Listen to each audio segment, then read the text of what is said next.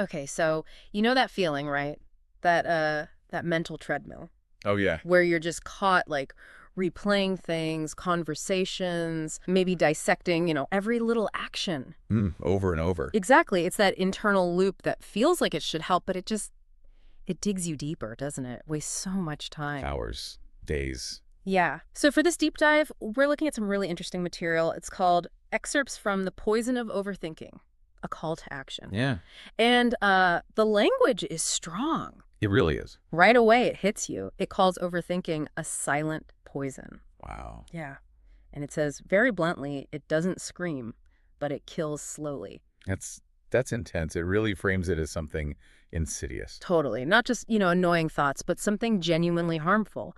Because it looks like deep thinking, maybe, but it just leads to inaction. Right. It masquerades as problem solving. And the immediate fallout, it says it makes you doubt yourself, Yeah. makes you fear failure before even trying. And that's where the source brings in that powerful metaphor, doesn't it? Which one? The battlefield. It says your mind is a battlefield, Ah, right. which is, Yeah. well, it's striking because it suggests an active conflict inside your own head. Yeah. Your thoughts, your worries, they become the enemy combatants almost. An internal battle, not against something outside, but yourself. Exactly. Self-imposed paralysis. Yeah. And then it offers the way out. Yeah.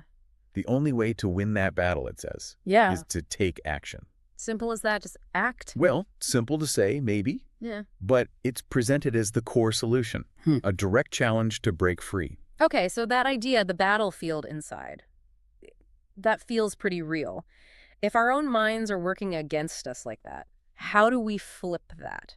So that's kind of our mission here, isn't it? To really unpack what this text is saying. Why do our minds trap us like this? Yeah, what's the mechanism? And maybe most importantly, what does this source actually suggest we do about it? How do we find that release it talks about?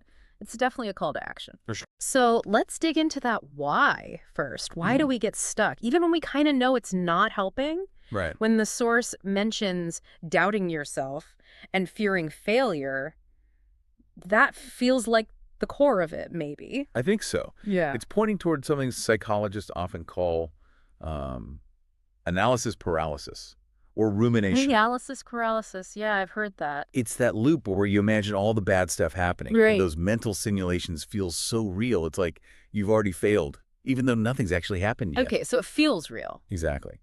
And the silent poison part is tricky because thinking feels productive, right? Like you're being careful, preparing for the worst. Yeah, responsible even. But the source argues it's actually just deepening the rut, keeping you stuck in endless what-ifs. It gives you this illusion of control, but really, it's stealing your agency. It really does. I can totally relate. I remember spending like a whole weekend once agonizing over an email I sent, convinced I'd messed up badly, reread it maybe 100 times. Imagine all these terrible responses. And what happened? Turns out, nothing. Absolutely nothing. Nobody even mentioned it.